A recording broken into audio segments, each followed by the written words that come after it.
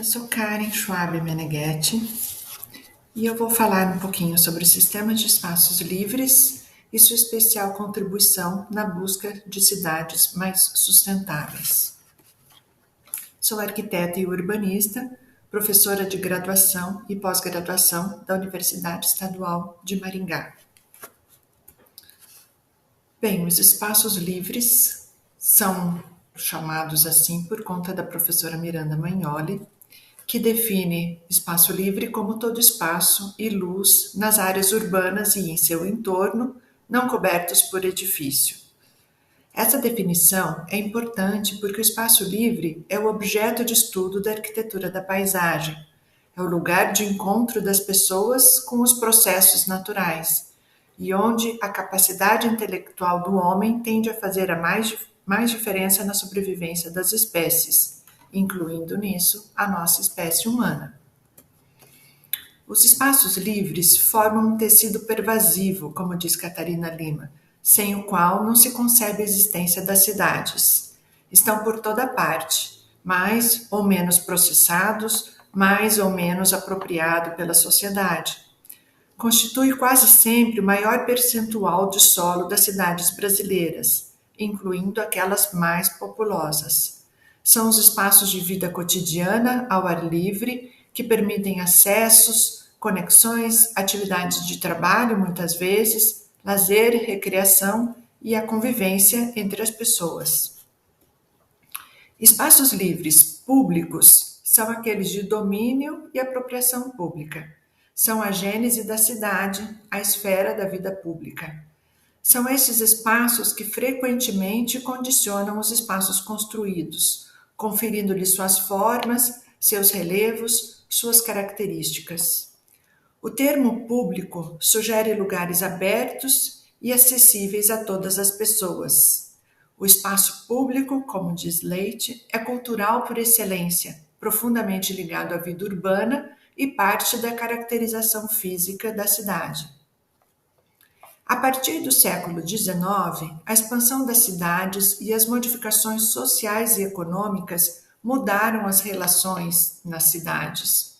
Trabalho e lazer começaram a ser percebidos como atividades distintas, transformando recreação em ocupação urbana consumista. Passou a existir mais saúde, tempo livre e mobilidade entre um maior número de pessoas. As pessoas de menor poder aquisitivo e sem acesso ao ambiente rural, a preocupação com a saúde física e os interesses recreacionais diversos mudaram a visão convencional de como os espaços livres da cidade são ocupados. A recreação, que antes era confinada aos parques, está agora incluída na cidade como um todo. Neste novo contexto, a quantificação dos espaços livres se faz secundária perante a importância de sua localização e distribuição na cidade. A distribuição dos espaços livres deve ser tal que propicie o enriquecimento das atividades do homem urbano, visto que, para serem apropriados pelo homem, esses espaços dependem da acessibilidade em cada escala de urbanização. Então, pequenos espaços, às vezes pouco urbanizados, mas perto das habitações, são tão importantes quanto grandes parques que dependem de um transporte das pessoas para o seu usufruto. A qualidade, a quantidade e a distribuição dos espaços livres na cidade afetam ainda diretamente o desempenho das funções ambientais. O agravamento dos problemas ambientais, com consequências cada vez mais sentidas pelas cidades, como as imagens que estão aqui do lado, resultantes do mau uso do capital natural, força planejadores e projetistas a questionar as práticas correntes e tentar conciliar o uso humano com os processos naturais. E é nos espaços livres que se encontra a chave para cidades sustentáveis, resilientes, saudáveis. É preciso aprender com a natureza, com os processos, com os ciclos da natureza. Inserir definitivamente uma abordagem ecológica nas intervenções humanas, considerando a cidade como parte da natureza e não oposta a ela. É um habitat humano, mas sensível e adaptável aos demais elementos da biodiversidade. Os espaços livres públicos configuram um sistema responsável pela conservação da terra e seus recursos, proteção ecológica, parques e áreas de recreação, propósitos históricos ou cênicos, modelagem da forma urbana e manutenção das possibilidades para o futuro. Tem como função ambiental a manutenção do equilíbrio ecológico através da proteção dos recursos ambientais, restabelecimento do equilíbrio hidrológico, melhoria da qualidade do ar, proteção das áreas sensíveis e áreas de proteção ainda de recursos específicos. Acima de tudo, a conectividade dos espaços livres é crucial para a manutenção do seu papel ecológico. Porque as cidades não são ambientes fechados, mas estão conectadas às áreas rurais por meio dos corredores naturais e artificiais. Dependem das áreas externas, dependem de fluxos contínuos. Corredores naturais incluem rios, córregos e suas margens. Os corredores antrópicos incluem rodovias, ferrovias, canais, linhas de transmissão. Esses corredores influenciam muito a migração e a perpetuação da vida selvagem nas cidades, conectando habitats naturais, parques e áreas rurais. Os espaços livres tornam-se assim o sistema fundamental para a adaptação da forma urbana a configurações mais adequadas, confortáveis e agradáveis, e, consequentemente, resilientes. Então, espaços livres devem ser vistos como sistema. O sistema de espaços livres urbanos, configurado em forma de rede deste modo, possibilita habitat para a vida silvestre, oferece recreação, possibilidade de transporte alternativo para as comunidades e facilita a infiltração das águas pluviais no local onde elas ocorrem. Pesquisas recentes têm mostrado que estas redes de espaços livres podem fornecer uma alternativa natural para os sistemas tradicionais de infraestrutura, de coleta e tratamento de águas pluviais, por exemplo. Essas redes atuam, então, como estruturas. A intervenção na paisagem por sistemas opõe-se à prática geral, na qual a ocupação do espaço se faz através da justa posição progressiva de elementos ou áreas isolados, sem atender às pré-existências naturais e culturais que a deveriam informar. Os espaços livres urbanos formam um sistema apresentando, sobretudo, relações de conectividade e complementariedade. Sistema porque, como diz Sônia Afonso, as ações estão subordinadas ao todo e aos seus movimentos, já que a partir de impactos individuais, o todo age sobre o conjunto de seus elementos formadores, modificando-os. Para ilustrar, eu vou mostrar o exemplo de Maringá, cujo mapa de espaços livres está aqui. Como vocês podem ver em 2 tons de verde, temos os corredores de fundo de vale e os parques e manchas florestadas.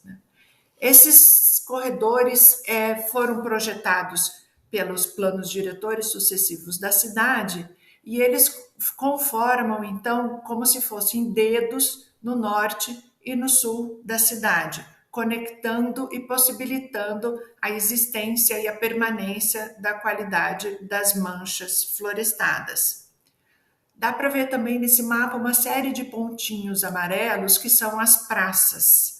As praças com maior ou menor nível de qualidade urbanística, mas são aqueles pontos que têm maior contato com as pessoas, ou seja, uma função cultural mais forte, e podem servir como trampolins ecológicos para os processos naturais, conectando as partes deste sistema que estão separadas pelo grande divisor de águas no centro da cidade. O sistema de espaços livres, sua estrutura, função e distribuição espacial de atividades determinam seus efeitos em termos de uso de recursos e qualidade ambiental. Agora, de uma maneira mais limpa, a mesma imagem, podemos ver que o sistema pode abrigar um escopo muito maior do que as tradicionais áreas verdes que geralmente possuem os mapas das prefeituras. Aqui, além dos corredores e parques, que eu já falei, outros elementos complementares podem incluir essas condições ecológicas e manter processos acontecendo pela cidade, como, por exemplo, as áreas que têm um grau de permeabilidade maior, uma ocupação diferenciada. Nesse caso, campi universitários, centros esportivos, áreas de uso agrícola ainda remanescentes na cidade. Formam esse sistema de espaços livres as áreas de circulação, ruas, avenidas, passarelas, ciclovias, os fundos de vale, no caso da imagem da direita, como parques lineares ou áreas agricultáveis de propriedade pública ou privada, as praças, que, como eu disse, têm esse uso comunitário maior, por estarem mais perto das pessoas, tanto nas áreas centrais, comerciais, quanto nas áreas residenciais. Os parques, que são espaços já tradicionais de lazer e recreação e também de conservação ambiental, ou os passeios das ruas, que podem ter sua permeabilidade aumentada e ajudar no manejo das águas pluviais. As áreas de proteção das infraestruturas urbanas, no caso dessa imagem, uma área embaixo das linhas de distribuição de energia elétrica, usado como horta comunitária, que tem um papel também ambiental importante. E também os espaços livres intralotes, que são gerados pelas formas dos lotes e também pelos tipos de ocupação, e são dependentes das taxas de ocupação comumente trabalhadas nos planos diretores.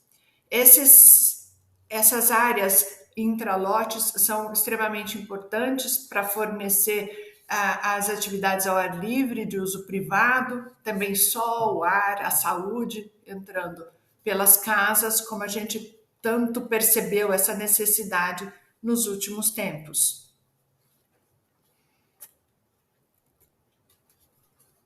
A utilização do termo sistema para o conjunto de espaços livres já está bem difundido, tanto nas pesquisas acadêmicas quanto na gestão ambiental.